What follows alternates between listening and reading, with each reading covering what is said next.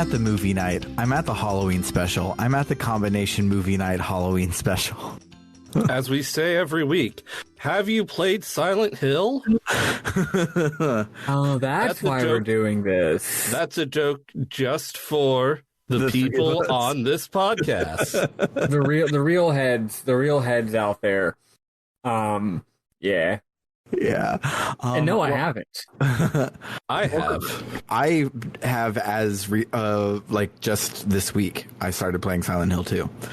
But yeah, welcome to RPG Book Club Movie Nights Halloween edition. That's right. It's a special episode of our special episode series. It's a bonus to our bonus seasons where we couldn't find it. We couldn't find any movies to tie in with the game we just played because we couldn't find any movies about like how when two different races are fighting, they should probably just live in different places, and that'll solve the problem. So we didn't do that.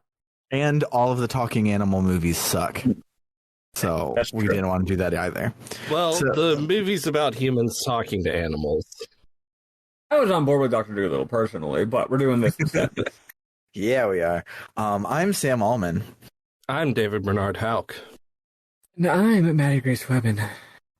And this week we are going to be discussing Silent Hill 2006, not Silent Hill 1990, whatever. We're going to be discussing the movie, and it kind of owns, actually. But it's a great movie. And it kind of sucks, actually. It does equal parts own and suck in the way that only 2000s media can. But before we dive into all of that, how was you guys this week? I'll go first. My girlfriend broke up with me, so that's fun. Not the one that I currently live with that is 10 feet away from me, the other one. So that's sad. I'm not going to go into it. I've already yelled at both of y'all about it. Mm-hmm. It's a complicated breakup. It's amicable, very amicable. It was not mutual.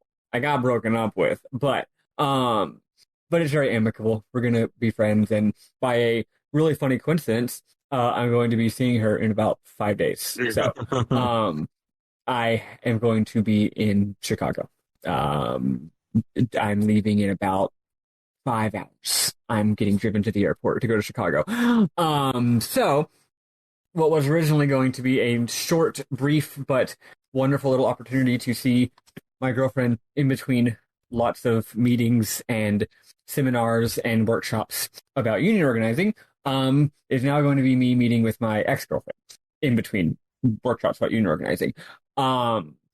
Yeah, I'm actually looking forward to it. Ironically, this makes the meeting much more important, right? Because before it was just like, yeah, this is my girlfriend. And hey, I miss her, and this is in between our big trips, so I'm just going to get to see her for like 1 or 2 days. Nice little bonus, a little treat. But now it's like, we both have a whole lot of emotions, and this is a very opportune moment to work through them together.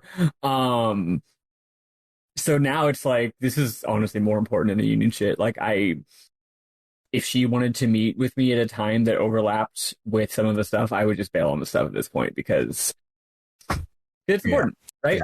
Yeah. But yeah, I honestly feel pretty okay. I was, as with most breakups, I was devastated for a few days. Then we had some talking, and back like 7 months ago, I just thought she was one of my closest friends, and that was fine, right? So why can't it be fine again? Exactly. There's no reason it can't be. There's no reason it can't be fine. It was fine before, and then I had a dumb idea that what if I fell in love with this person and had a relationship, which was a dumb idea. And yeah, so it's honestly not like not much of a pity party to throw for me, honestly. I've already been throwing one for myself. Don't worry. Other than that, I started replaying Disco Elysium. I'd only played about. We also had a vacation last week. That's the thing. We had a vacation last week. That's why we recorded a day or two early. That way we could then do the vacay. And on my vacations when I got broken up with, which is just great timing. I'm not mad about it. It just how it was, you know. But also I'm going to start my big, I'm going to start driving my UPS truck tomorrow or next week. So honestly, better to get broken up with during a vacation than during a very difficult time starting a new job, right? Honestly, great timing. So anyway, point is, As part of my vacation, I did a lot of reading books. I was relaxing. I was grieving. But I also started replaying Disco Elysium. I played it earlier this year and only got through about one in-game day. Actually, less than that. I got through like 10, 11, 12 in-game hours, which isn't very much at all. And I loved it, but, life got busy. Just didn't play more of it. So I restarted it, and man, it's such a good game. It's such a good game. It also is a game about a divorce in many ways and a big breakup, but it's also a game about socialism. And it's one of those, how Bernard knows this. Bernard, you know how Twin Peaks can have scenes that are literally either like laughing your ass off or scary or sad, depending on like what mindset you're watching them in? Yes. That's kind of what this game is. It's known as a really hilarious game, and it is, but it's also deeply sad. It's a very, very heavy, it's a very sad game. So the sadness was hitting me more than the humorousness. Anyway, great game. I can't wait to play more than. So the point is, I've had to play it in like little doses. Like I played for like in like 40 minutes, and then I'm like, that's enough. I can't do any more of this right now. Mm-hmm. And in addition to all that, one more thing to report. Carly Rae Jepsen's new album came out last Friday, but I hadn't listened to it yet because me and my best friend were going to listen, or one of my best friends were going to listen to it together. And we did that today, and it's really good. It's a different vibe for her. It's almost all chill vibes. Mm-hmm. Like with Carly, usually you get some chill vibes, and you also get some like real big bops. And halfway through, me and my friend who were listening to it at the same time were like, this is a really, really good album. Like maybe one of her best albums. It's fantastic. However, in order to really be like her best album, it's gonna need a couple more like bops, like real bangers.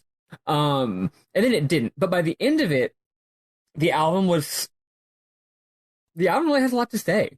And as much as I love Carly Rae Jepsen, her albums aren't her. I mean, they are pop albums. They are fun songs. Each song in itself might have a point or some meaning to it. It's not like shallow. It's not shallow or trite. But like the albums aren't coming together to make some sort of strong statement. Usually, they're usually just like having various themes. Like, Emotion is largely about other people's relationships. It's largely about friendship. It's largely about other people. Whereas like you use a lot of third person. Whereas like Dedicated is much more about the singer's own relationships. And I don't mean Carly. I just mean the character, right? It's more about people dealing with their own shit, right? It's much more directly about relationships than like friendship. This album, it's very low key, but it really has a point actually. Like, and the point is like being able to see relationships not as these atomic self-contained units or as these narratives or as these like cinematic movie fairy tale stories or whatever, but as just part of a broader human tapestry. Like the way I described it was like we're all like, this is just the human experience, man, and we're all in this dance that we're all in together. And you falling in love with someone and then maybe falling out of love and breaking up with them, or something terrible happens, or you hurt them, or you don't hurt them, and it's amicable, or like all this stuff. When you have it from that broader bird's eye context of like, this is just like one molecule in a much larger organism, the organism of like humanity. Like, I'm not just trying to say like you got to have perspective on things. I'm saying like it allows you to value these things for what they are and not like what they're not, right? Because you wouldn't like in an ecosystem, you need all different kinds of animals. So you're not going to judge a bird for not being a fish. You need birds and fish. And you wouldn't judge like some relationships are just going to fail, and that's like those are as important as the ones that succeed. Yeah. And when you think of it as like, yeah, man, you're not this precious little Hollywood movie. All of us all the time are just going through it all the time. And that's something we all have in common. And that's something that brings like humanity that's just together. and we're all sort of making something.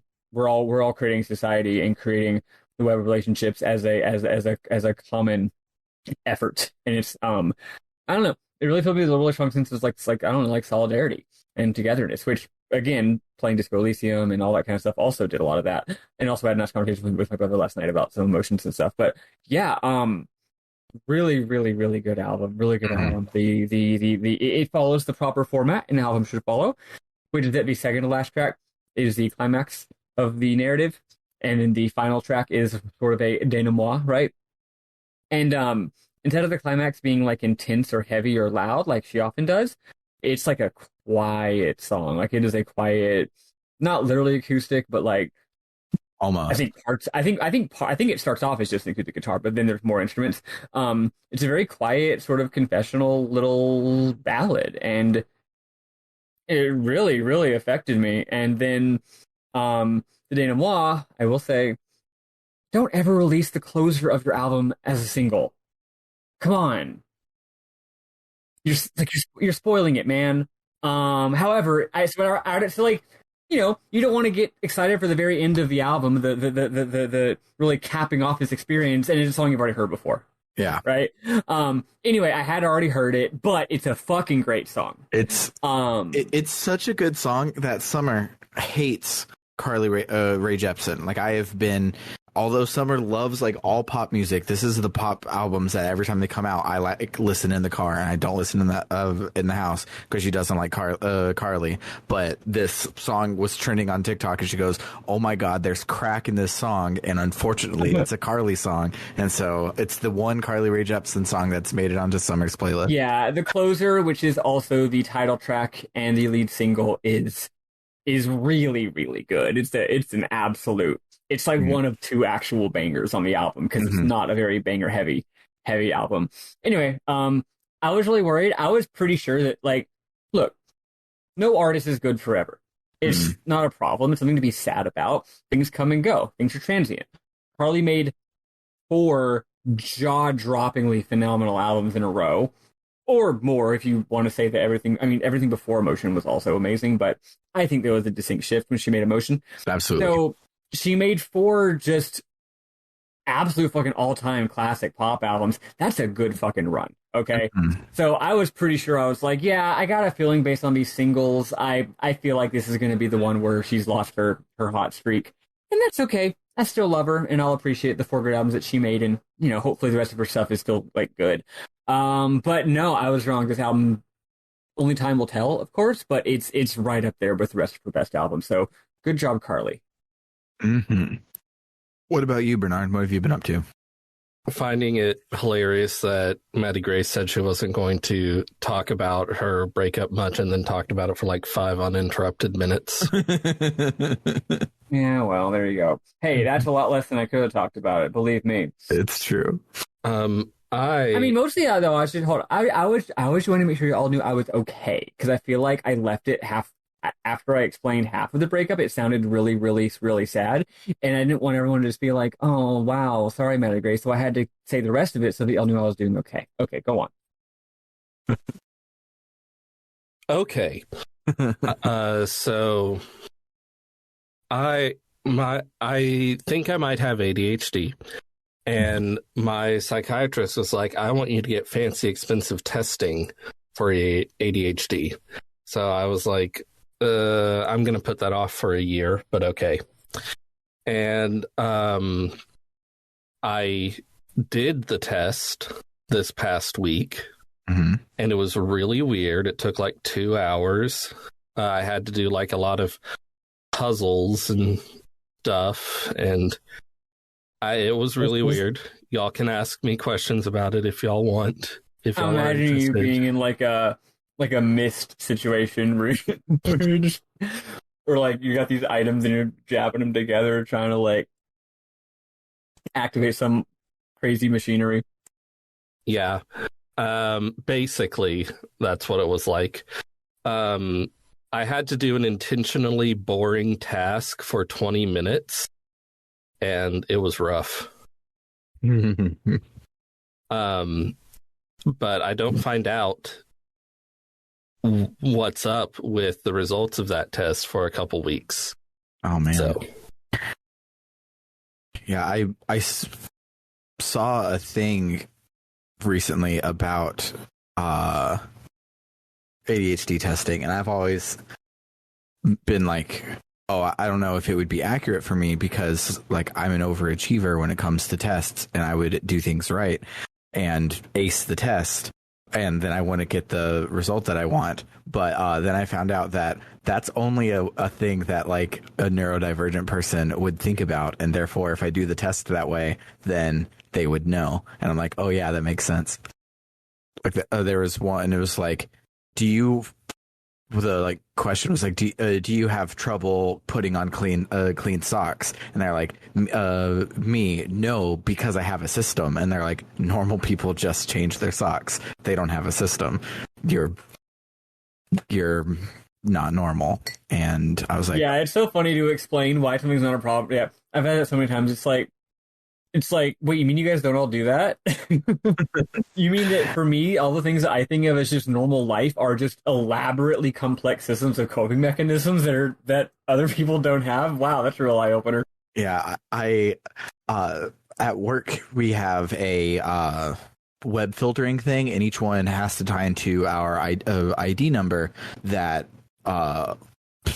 says what policies to put on it or whatever. And the other day, I was walking them through how to set it up, and I'm like, yeah, and it's really easy. So it starts with B4, like before, and then EA, like electronic arts, and that's really normal. And then 9-2, because it feels like B4, but it's a 2 and not a 4.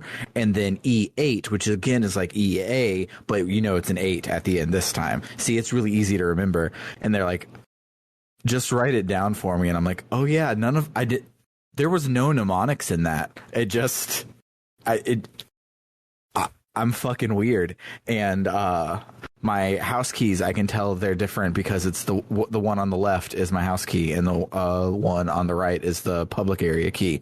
And they're on a loop. Anyone can be the left and the right, but But let me guess, one of them always gives off left vibes, and the other one gives off right vibes. So No, there's a third key on it. So even if it ends up on the right, then there's another key there. Okay. I know it has to. It makes perfect sense. Yeah. And I don't think that works for everyone else. They would get a key cover. But anyway, Bernard, tell us more about your stupid brain. Yes. Well, it turns out I'm pretty good at mentally figuring out the mathematical word problems they had me do. There was only one where I was like, I don't know. But the rest I got pretty quickly, and I felt good about myself. Then I was like, wait, what if I'm doing too good at the test? Now, you probably did good at the test, but in a way that only someone with a stupid brain would do. Yes. Yeah. That's probably why it takes a couple of weeks to get you the results, is they like cross-reference how you do it and not just all the right answers or whatever. And I got diagnosed for ADHD in like a 30-minute conversation and like a little questionnaire. Well, really to be fair, have a 30-minute conversation with Maddie Grace Webben, and yeah. Very informative. That's true. But it was. I think it was really more just like answer these yes or no questions, please. But actually, I will say, the second time I got diagnosed for ADHD, not the first time, the second time, that's actually what happened. A guy asked me a question, and after I answered it, he's like, "Yeah, you didn't have to give me like so many like equivocations and asterisks and like different angles on the answer." And I was like, man, I just wanted you to have the maximum information. I didn't want you to get the wrong idea. And he's like, yeah, most people don't do that, idiot. Yeah. Anything else, Bernard? What's going on with you? Not really.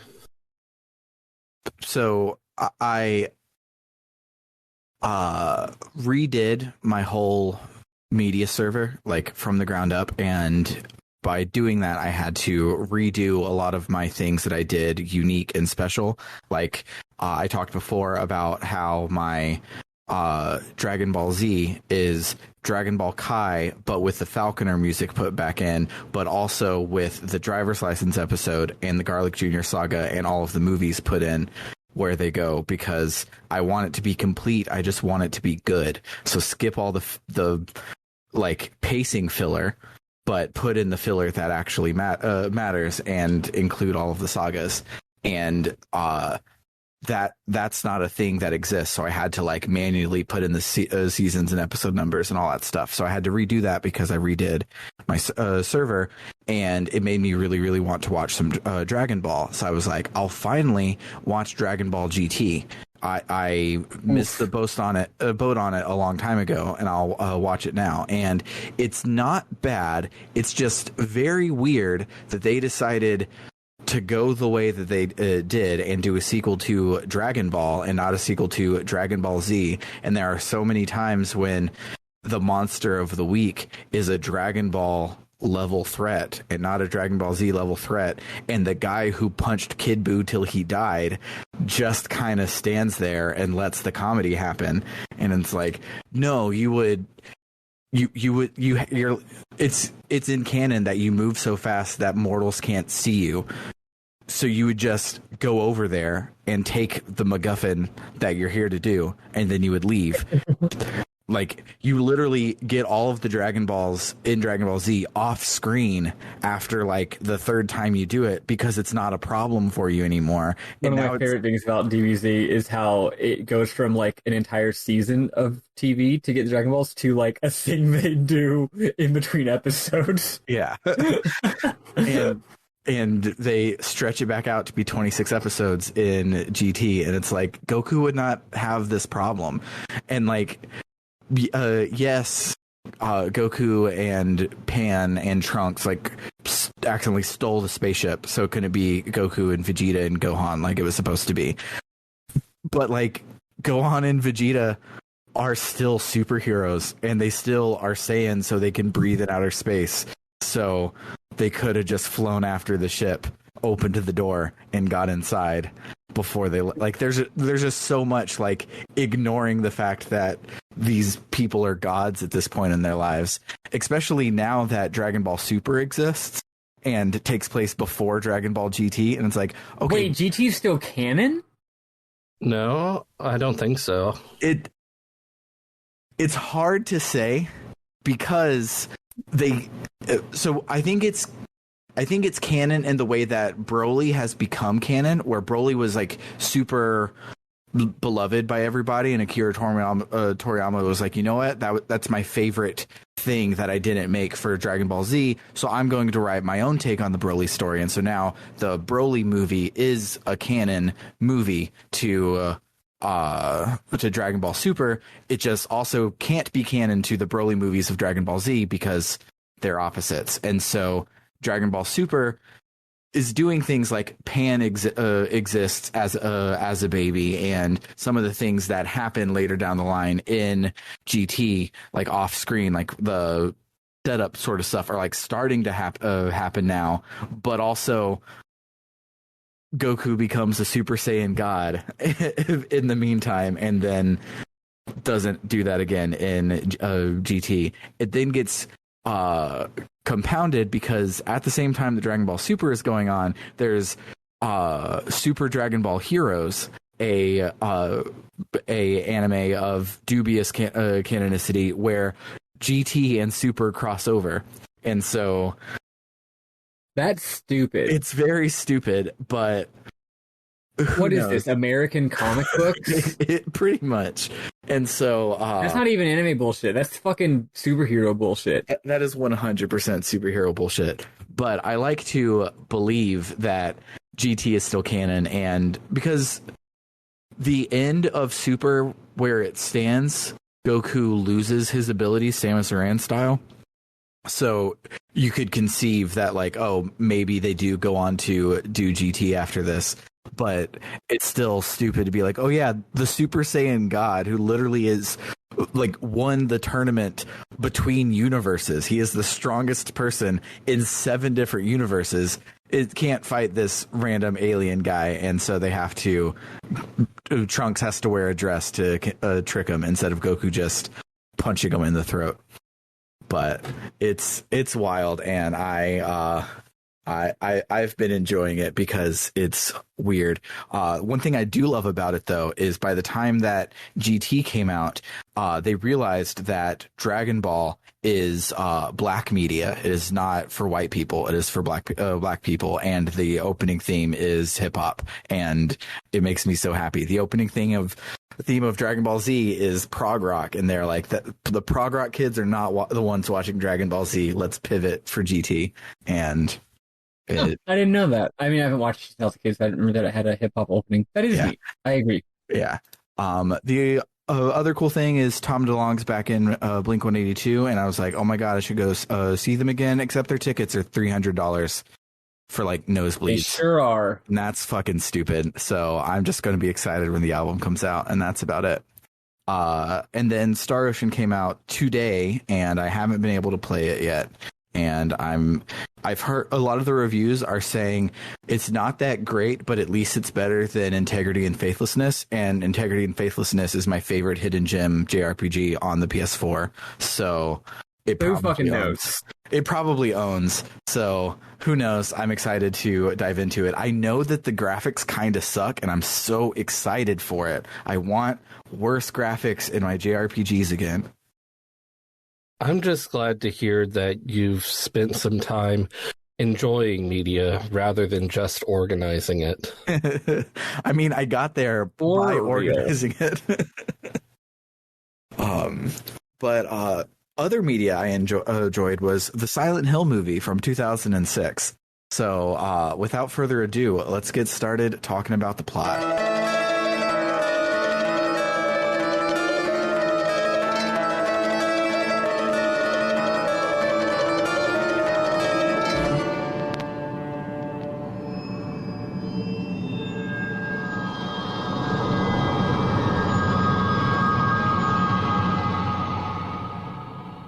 All right, so this movie is good, and that's it. Time for memorable moments. No, it was directed by Christophe Gans, and he had been trying to make this movie for like 5 years, and could not get the license from Konami. Yeah, Konami.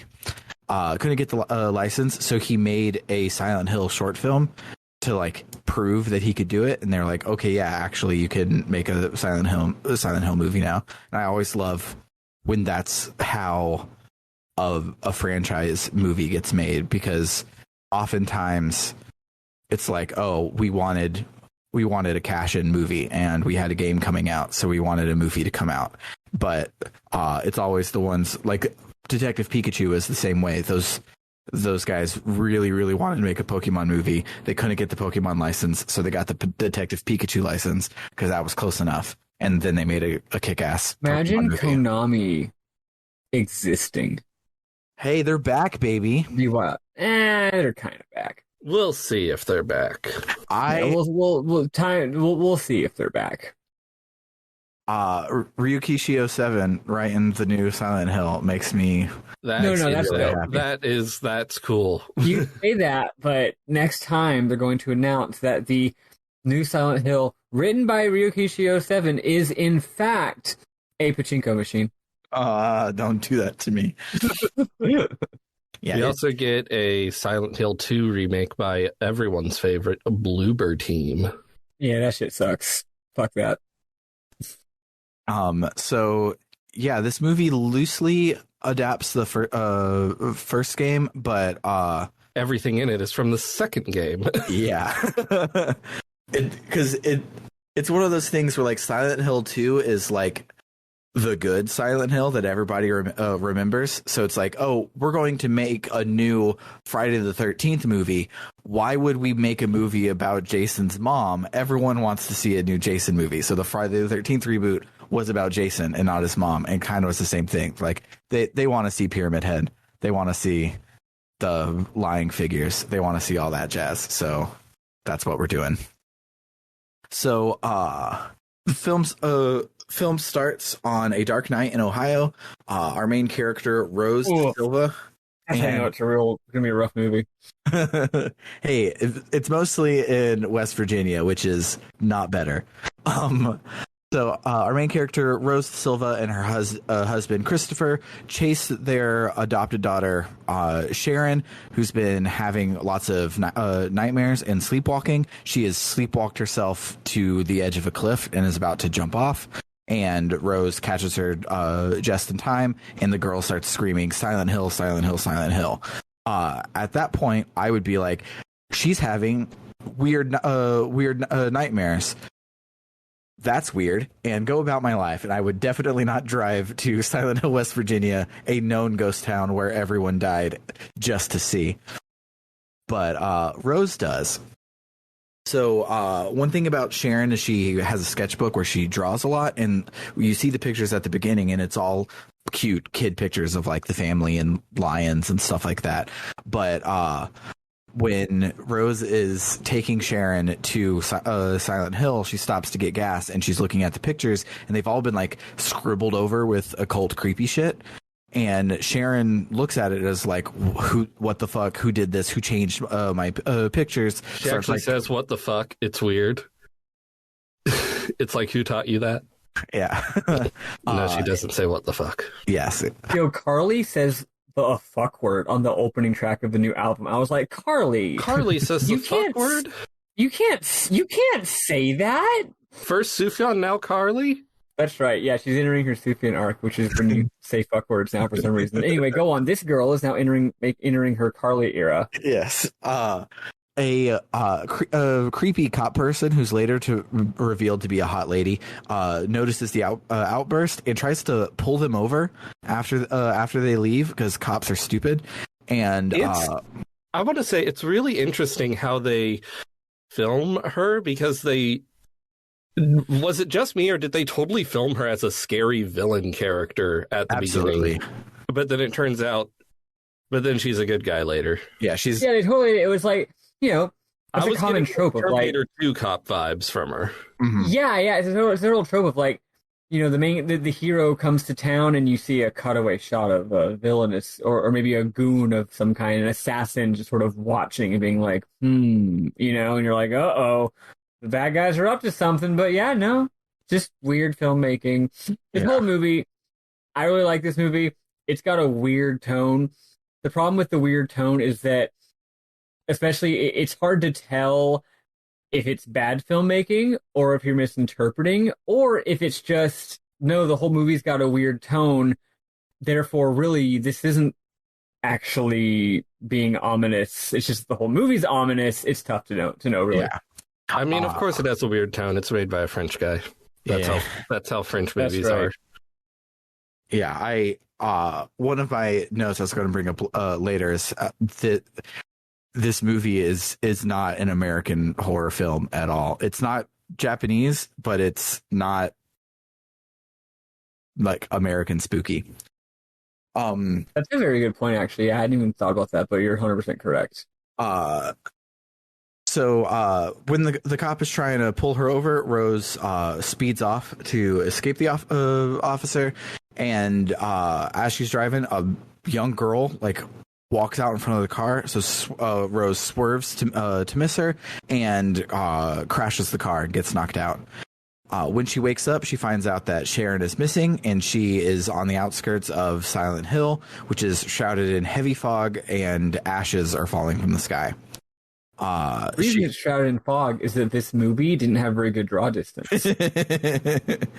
I love that, like, Silent Hill leaned into the limitations of the PS1 so hard that, like, Silent Hill is fog now. Like, such a cool, like, oh, we did this because we had to, but now it's our thing and we're never going to stop. Absolutely. Silent Hill 1 is a fantastic example of using the limitations of the hardware to your benefit. Mm-hmm. Same. It reminds me kind of Vagrant Story, how they were like, oh, we only have a couple of polygons, so let's just put our kick-ass sprite artists on texture duty and make these polygons look really fucking good. And they did so much with the PS1. But we're not talking about that game today. So Rose gets out of her car and she searches the empty streets of the town to try and find Sharon. She thinks she sees Sharon like darting off in the corner and run into a dark alley. And so Rose follows her and everything starts going fucking weird and melting and shit. And the town turns into a darker version of itself. She discovers a mutilated figure clothed in like mining gear, hung on a wired fence, complete with like bloody floors and fences made out of metal grating and very industrial grossness.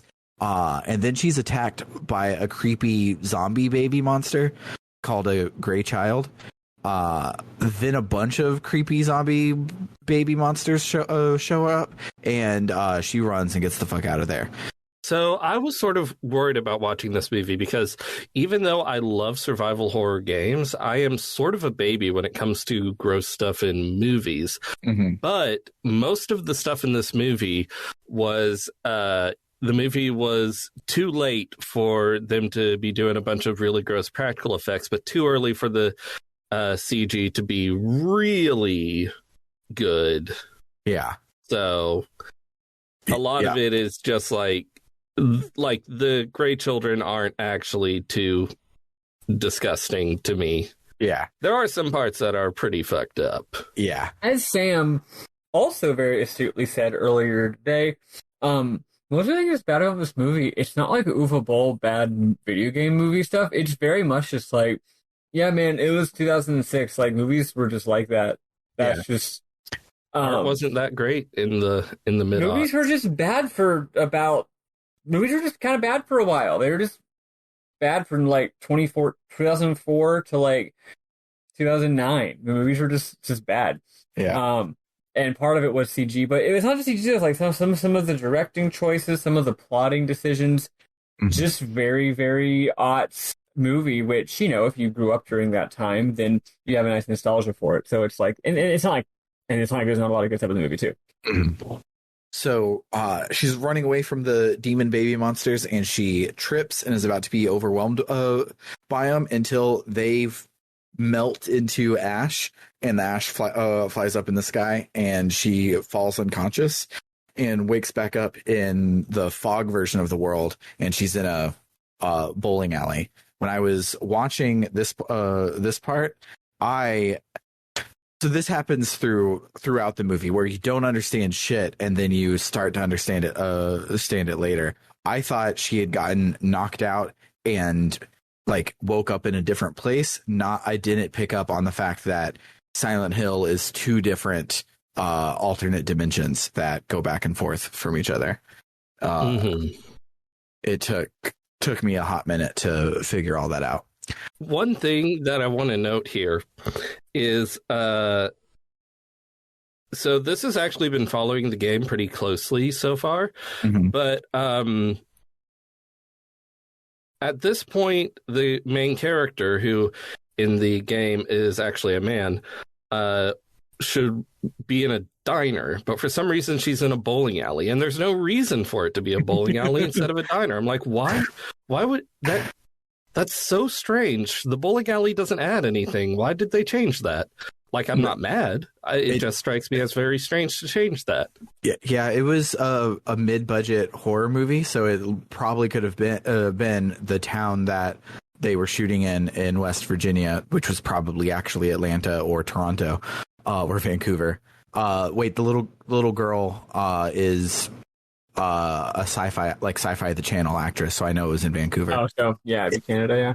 Yeah, but they probably just didn't have a diner, and so they just... Or maybe they were on a really tight schedule, and the diner was already having a different movie filming there. Yeah. Yeah, having produced a movie, it very easily could be like, oh, well, I guess I'll rewrite the scene to take place at laser tag because... Oh, I guess we can't use so-and-so's car anymore. Yeah.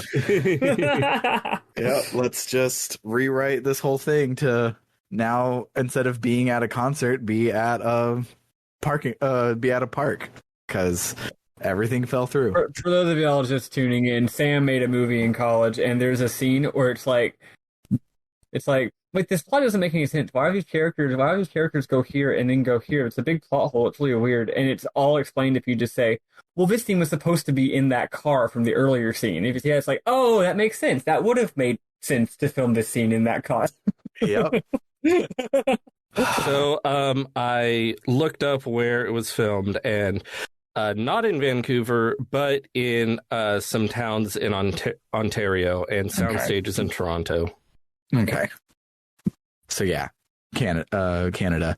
Also, you mentioned, I think you mentioned Jodelle Ferland, yes, who plays the little girl. Amazing child acting here. Oh, fantastic! Very, very good. I've been a huge fan of Jodelle ever since I watched Dark Matter, and then I realized that she was in a bunch of other stuff that I had seen. But she's fantastic in Dark Matter, and she's fantastic in this.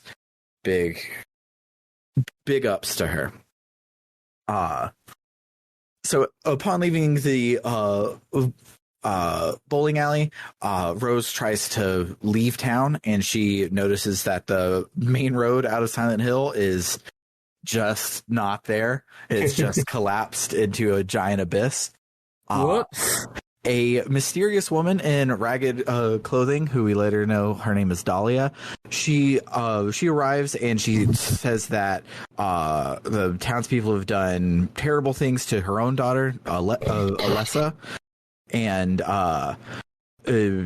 then she Rose is like, well, my daughter is missing too. Have you seen her? And shows a picture, and Dahlia's like, no, that's my daughter. That's not your daughter. And she tries to take the locket from her. They scuffle for a bit, and Dahlia almost pushes Rose off the edge.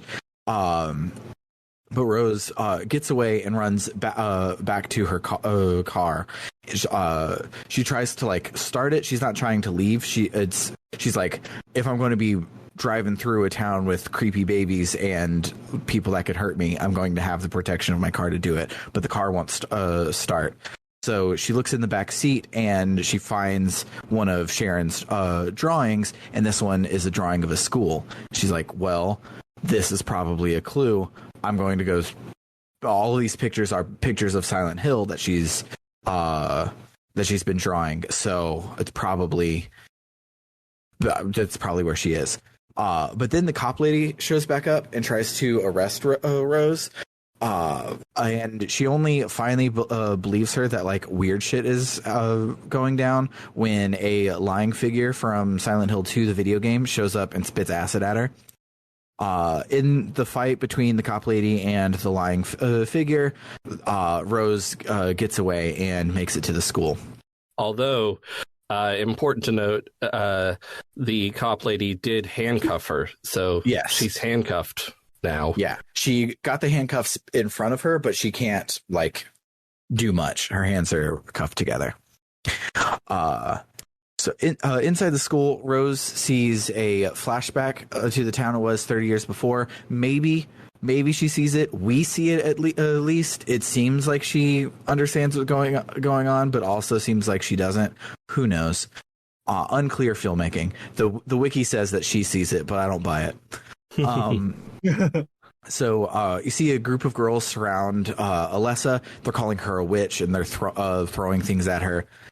We see that Alessa is identical to Sharon, played by Jodelle. After the flashback ends, Rose sees Alessa run into the girls' bathroom. So Rose enters the bathroom and opens one of the bathroom stalls and sees the body of a janitor like wrapped up in barbed wire with a piece of a hotel keychain in its mouth.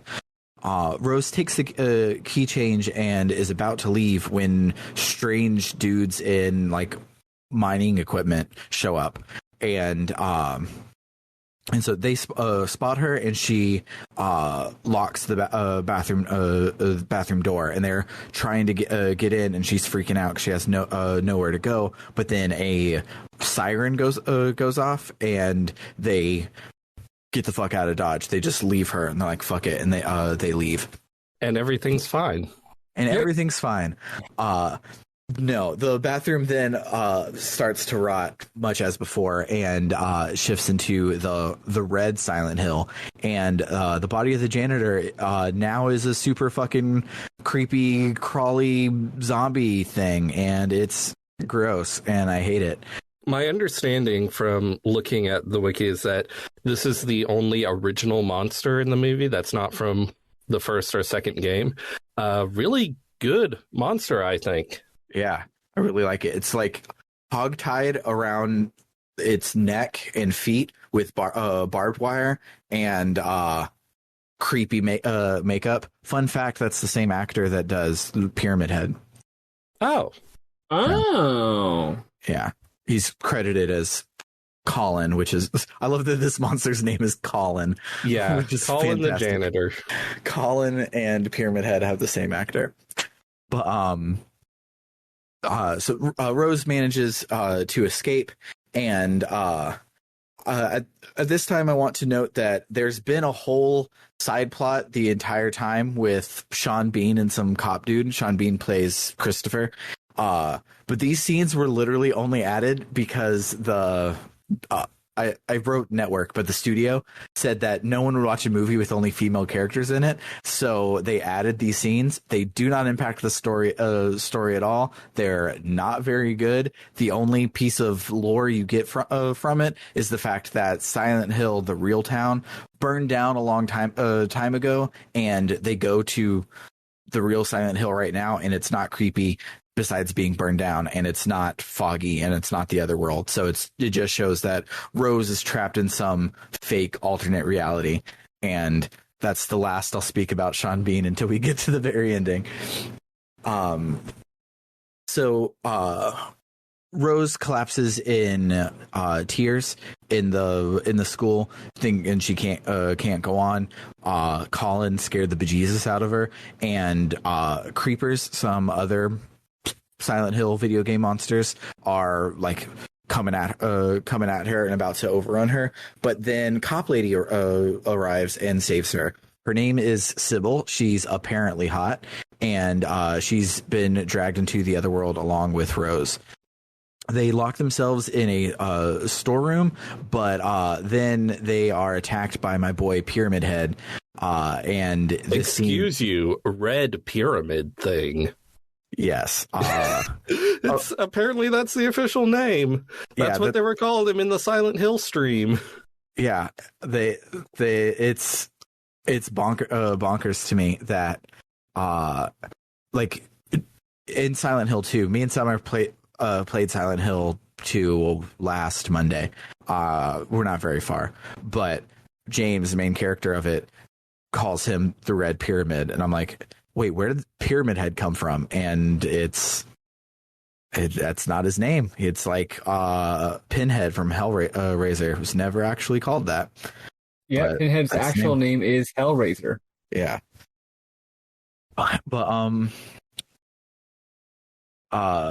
so Pyramid Head shows up, and his big ass scissor sword is making short work of the door that they're behind, and they are about to get got.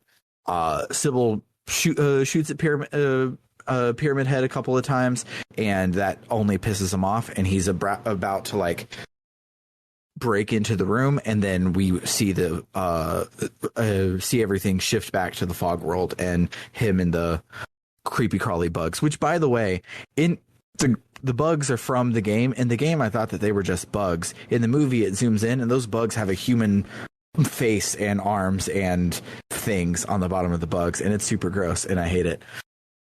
Made me very uncomfortable to see that. But Yeah, so the room turns back to the fog world, and Sybil's like, what the fuck's going on? And so Rose catches her up, and she's like, I found this keychain for the hotel. I think it's a clue. The next level of the video game we need to replicate is at the hotel. And they're like, cool, let's go. When they get there, they meet a young woman named Anna, who is very devoutly religious for some undisclosed religion. And we find out about later. I want to point out, maybe I should say this for memorable moments, but Sybil at one point pronounces her name Ana. And I'm like, Yes. what? That's funny. I was like, what? If someone's name is Anna, I will like accidentally switch between Anna and Anna, but Ana. Ana. That ain't a name. Well, it was filmed in Canada. Ana. Y'all get it. It's that stereotype about y'all. Yeah, y'all get it. So they search the hotel and they find a clue to go to room 111, and they discover a secret passage to a sacrificial chamber where Rose does some stupid 2000s era action stunts, jumping over a green screen on the floor. And Oh my god. and then she encounters a little girl who looks like Sharon / Alessa, but is much darker, called Dark Alessa, only on the Silent Hill movie site. She's not credited as such anywhere, but Dark Alessa is what we'll call her. So she sees Dark Alessa, and she's like, what's going on? And Dark Alessa very helpfully just bursts into flames instead. So then another siren blares out, and a warning of another impending shift to the Red Silent Hill. Anna implores Rose and Sybil to follow her to the local church, where she says that they'll be safe. That's where they hide every time. So on their way to the church, the other world starts to consume the church grounds.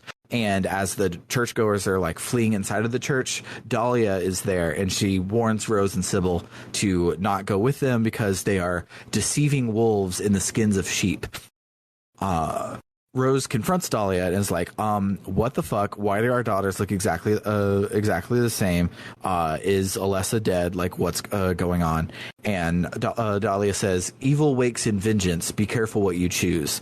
Anna, who this whole time has been like trying to like beat up Dahlia, like when we got to the hotel earlier, she was just like throwing shit at Dahlia for funsies, I guess. She's continues throwing rocks at Dahlia even though the world is going to shit around her. So Pyramid Head shows up and just fucking rips her skin off. It's just like gross. There it goes. I noted that this is like the only like horror movie death in the whole movie. Like you could maybe think that the two deaths at the church later are horror movie adjacent, but this is the only like real fast, real surprising, real gory type. You know, even though like being super gory and like I don't know what people might consider to be like crass or unsophisticated forms of horror, like gory deaths or jump scare stuff, even though that stuff is often associated, and for the record, I'm putting quotes and all that, I don't think that's actually like unsophisticated or whatever, but even though that stuff is usually stereotypically associated more with American films, it's like, oh yeah, you know, they made a American remake of this like Swedish or Japanese or German film, and it's usually a lot more like in your face, blood and gore, and it lacks like subtlety. Even though that's usually the stereotype, for something about this scene, I can't stop thinking about what y'all mentioned earlier about how this movie was made by a Frenchman, and obviously, you know, I'm not going to go all caliper on every goddamn movie. Like, oh yeah, you can tell this movie is friggin'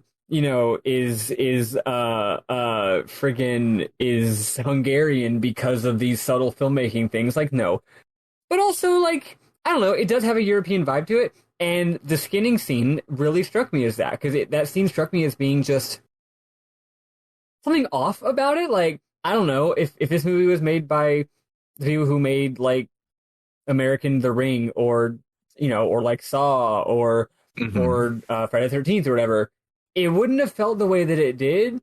I don't know. It wasn't that it was super over the top gory. It was something about the filmmaking. It just it was. Here's what it was.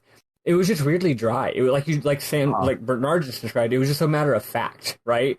It wasn't like we're gonna get in your face and make you feel grossed out. It was like, nope, here's a thing that's just happening, and that's way more fucked up than if they were using filmmaking to highlight how fucked up it was. No, it's just like, yeah, this movie's just creepy and weird in vibes, and then someone's being skinned now. Like the movie doesn't even. It's like the movie doesn't even give a shit, which is really it.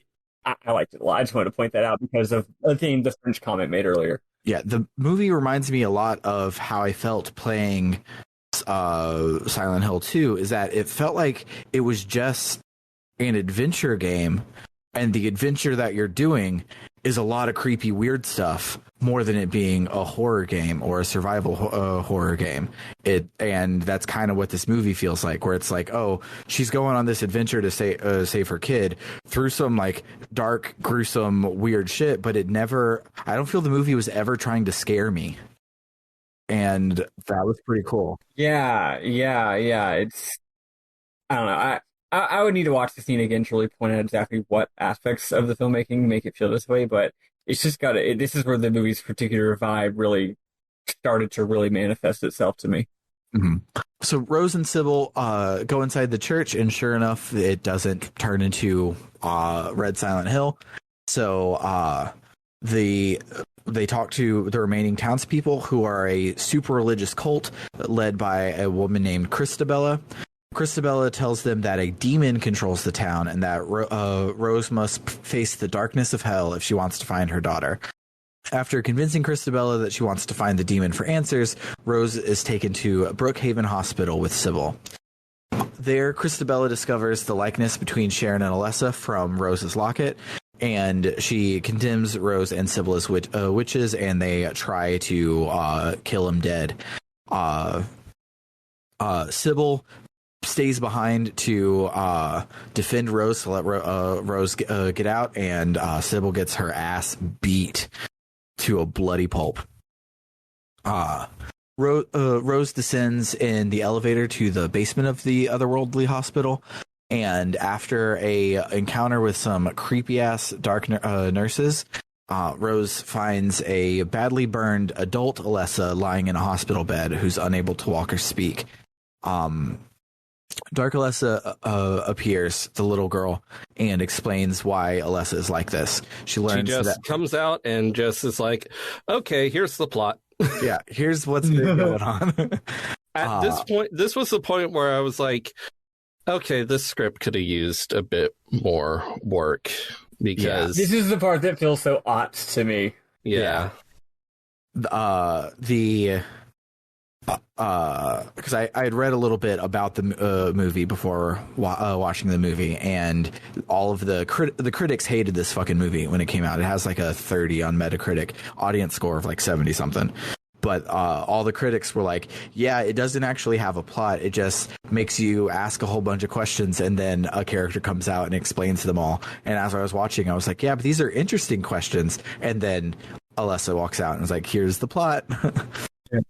I can see how it's a bit weird, because like if this movie was just weird and it didn't explain anything, it would be it'd be like a lot of European horror films, or like some of David Lynch's work. Not all. A lot of David Lynch stuff is actually relatively self-explanatory, but some, right? Or like there's a lot of movies that, or like fucking Tarkovsky, where it's just like, wow, we're just gonna show a bunch of weird shit, and you can just sort of make your own emotional, or logical, or intellectual sense of it. Or if it was a modern movie, or if it was a more mainstream movie, everything just makes sense. But yeah, the combination of the two, I can see people not getting that, right? But like, I enjoyed the part I didn't know what was going on. Yeah. And they explained it, and I'm like, well, okay, but I still enjoyed not knowing it for a while. And also, I feel like what was going on was not actually that complicated. Like when it was explained, I was like, yeah, that's pretty much what I thought. So I feel like they could have either just not explained it and people probably would have picked up on it anyway, or they could have just explained it throughout the story better. Maybe make the scenes with fucking Sean Bean and better. regardless, the literal meaning of what was quote unquote happening isn't as important as the images and the thoughts and the feelings that are called up by them. So that's the explanation. It's like, whatever, man. What happens is that when this happened, it made me feel this way and make me think these things. That's what matters. Who cares what the quote unquote plot is? Yeah. So, Dark Alessa tells Rose that she was the one that left all of the clues for her to see if she was a worthy mother to Sharon, and then espouses the plot of the movie. So Rose discovers that Silent Hill had a history of ritual witch burnings, and Alessa was condemned as a witch because she didn't have a father. Christabella convinced and tricked Dahlia into letting the cult purify Alessa, but by purify they meant ritual sacrifice. So they burned her to a crisp, but it went disastrously wrong, and the fire that they were burning her on tipped over, and that's what burnt the town down in the real world. Sean Bean had learned that it was a mining accident, but it was not. It was a witch burning.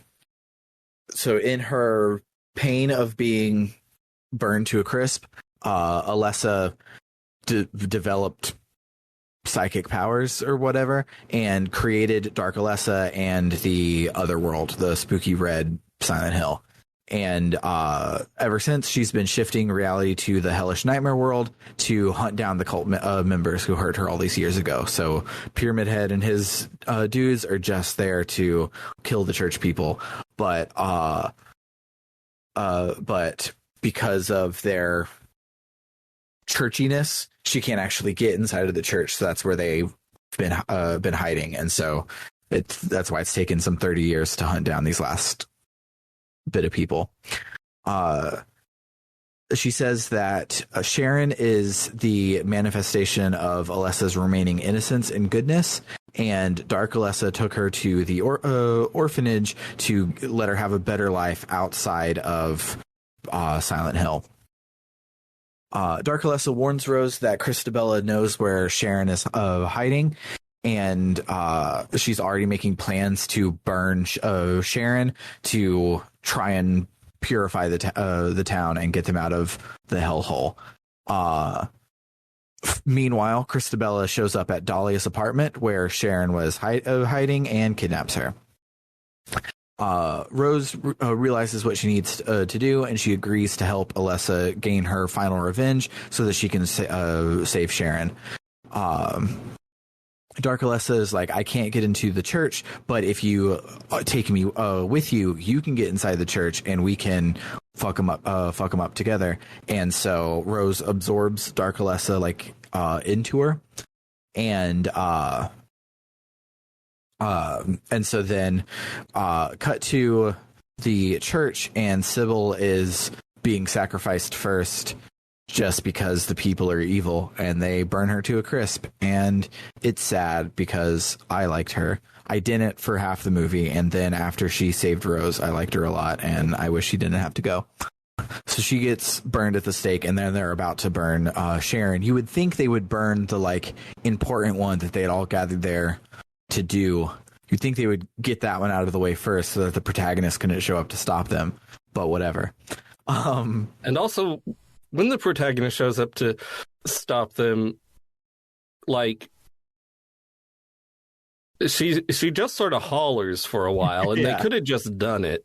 Yeah, they could have been like, cool, whatever, made the congregation lock arms and keep her from coming, and then just burn the witch, but whatever. So Rose busts in, and she confronts the townspeople and Christabella, saying that they're all actually dead, and this is purgatory because they all died when they were burned down, and sucks to be them, and they can't save themselves because they're already dead, and they're like, well, that's stupid, and you're stupid. And Christabella stabs Rose, and Rose falls to the ground, and I think that I at the time I was like, oh fuck, she's gonna die. Like that's a very like the few Japanese horror films that I've seen, like they're not afraid to like, oh, the protagonist we've been following has died, but now we're in the realm of the monsters, so we're going to resolve the thing without them. We don't need them anymore. And I thought that that's what was going to happen, but no. Instead, when she gets stabbed, the blood that comes out is actually black Dark Alyssa goop, which opens up a portal to the other world. And so Dark Alyssa and Alessa's adult body in the hospital bed rise up out of the portal to the underworld, and they kill Christabella and the town's people, and they do it a lot with barbed wire, and it's gross. It leaves Dahlia, Rose, and Sharon as the only survivors. And Sharon and Dark Alyssa lock eyes, and Sharon faints. Now that Alessa's revenge is completed, Dahlia is left alive on the church steps, and she asks Rose why didn't Alessa kill her too? Which Rose reminds her that she's still Alessa's mother, and quote, "Mother is God in the eyes of a child." Someone had said it earlier. It was a callback. Dahlia seems to realize that Sharon is now Alessa, and she watches in silence as her child leaves the church with her other mother. Rose and Sharon / Alessa leave Silent Hill and return home, except it's still foggy when they get there. Flashback to Sean Bean. He also arrives home, and it's not foggy when he gets there, to further hammer home the fact that they're in a different dimension. They are not in the regular world. Rose and Sharon enter the house together, and then Alessa walks off, and the camera shows her expression turn dark, indicating that their two halves have finally rejoined after 30 years, and that Sharon is now the completed Alessa. And then the credits play. So one quick thing, the final shot, it's like right outside the house, and then it sort of pans past some plants, and then it just holds on the plants for a bit. Was there a significance to the plants? Yeah, Bernard, that was Lily of the Field. What? Is that Lily a Breaking Bad reference? Yeah, I was just being stupid. This is a Breaking Bad reference. Okay. Lily of the Valley actually is the name of the plant, so never mind. No, I don't know either. It was just the way it held on the plants. It felt like it was a significant final shot, but I was like, "What?" It's called art. Look it up sometime. Oh, okay. Yeah, I'm not certain. Also, I'm realizing, we kind of blew our wad on this game. Like, I know that it was a Halloween thing, but I'm realizing this obviously would have been a great tie-in for the end of our series on Kingdom Hearts, because Alyssa was split into a nobody and a heartless, basically. Yeah, but I don't think I would have known that about this movie without having already seen it. I know, I'm joking. Also, we're not playing Kingdom Hearts. It's not even on our list. If y'all want to play Kingdom Hearts, you're going to have to find a different third host. Yeah. Or personally pay Bernard, not the podcast, the amount to unlock that long cast. That's right. Yeah. Pay Bernard $1,000, and then we'll do it. Maybe. But yeah. Anyone got any memorable moments?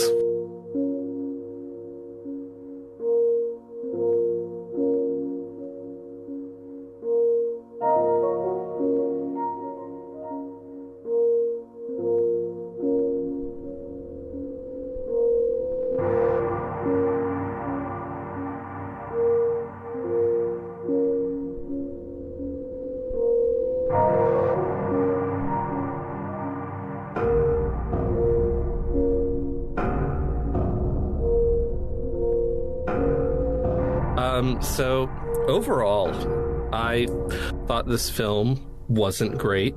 I gave it 2.5 stars on Letterboxd. And I feel like it had some serious problems. I pretty much liked it up until the plot dump scene, and I feel like from then on the script was not great. Yeah.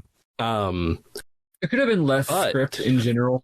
Yes, but it makes me feel confident that I think this Christophe Gans person could make a very good second Silent Hill film, which it was announced that he's doing. And he said, like, horror cinema has evolved a lot recently, and I'm really excited to do something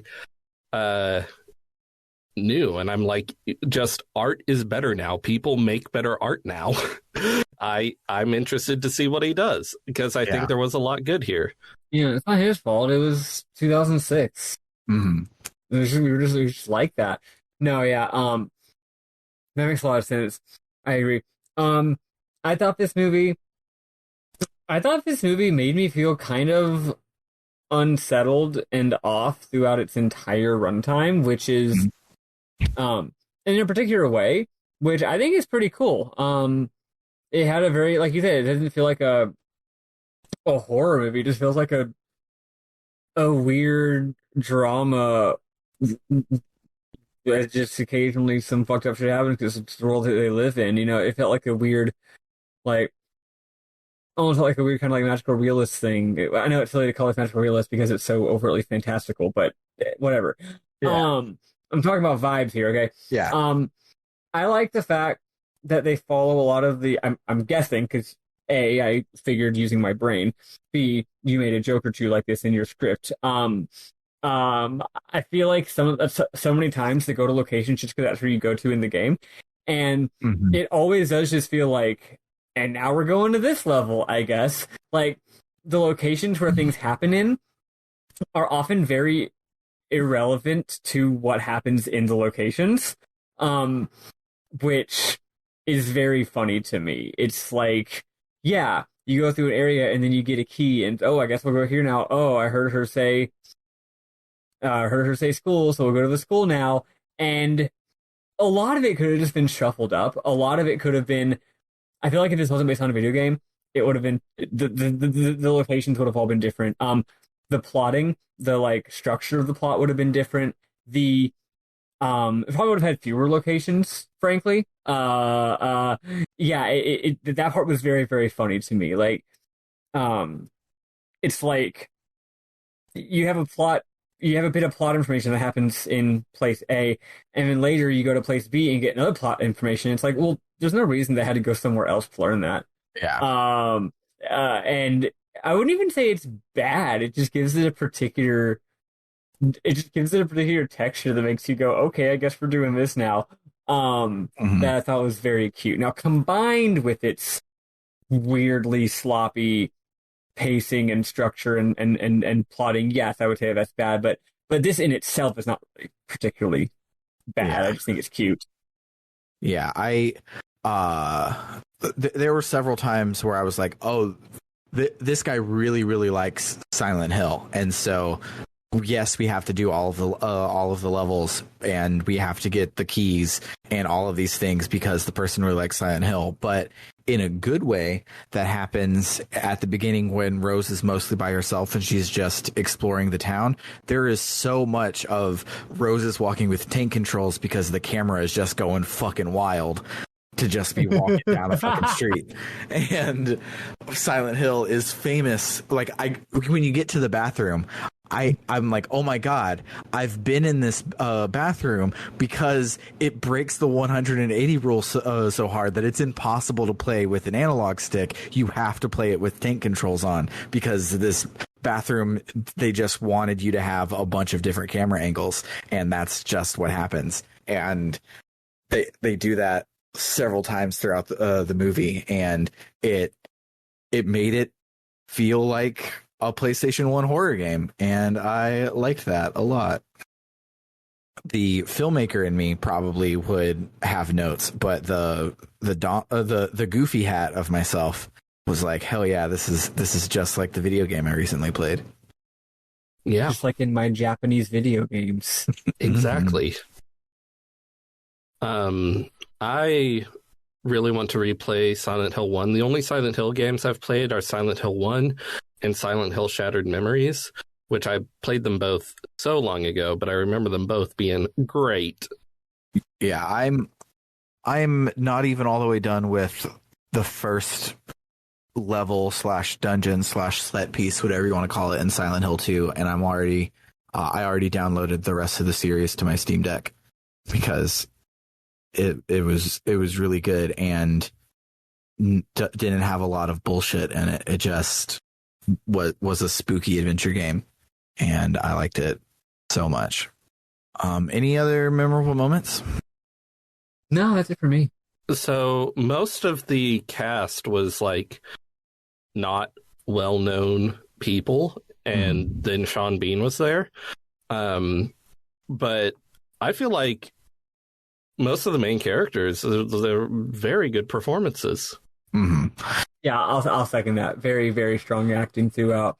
Although shame because Sean Bean is a phenomenal actor, and it's almost a shame that he was literally shoehorned into the movie doing shit that doesn't matter. Yeah. Yeah. According to the Silent Hill wiki, literally it was supposed to only have female characters, but yeah. Yeah. And I find it funny how it looks like the filmmakers were all about, we're doing these themes of motherhood and everything, blah, blah, blah. But like, they're all dudes. Yeah. I'm like, okay. I noticed that as well. Yeah, I think the only, besides Sean Bean and the cop man, I think the only time the acting was like weird was the monologue, and it could have just been poorly written monologue at the church there at the end, more than it being her fault. Because the rest of the movie, I thought that Rhoda Mitchell, who plays Rose, I thought that she was fan-fucking-tastic. Yeah, I agree. That monologue scene wasn't great, but I think it was just not very well written. Mm-hmm. And there are parts where I feel like it's the actors overall were doing great, but there were parts where they just couldn't quite overcome the weird script. Mm-hmm. Totally.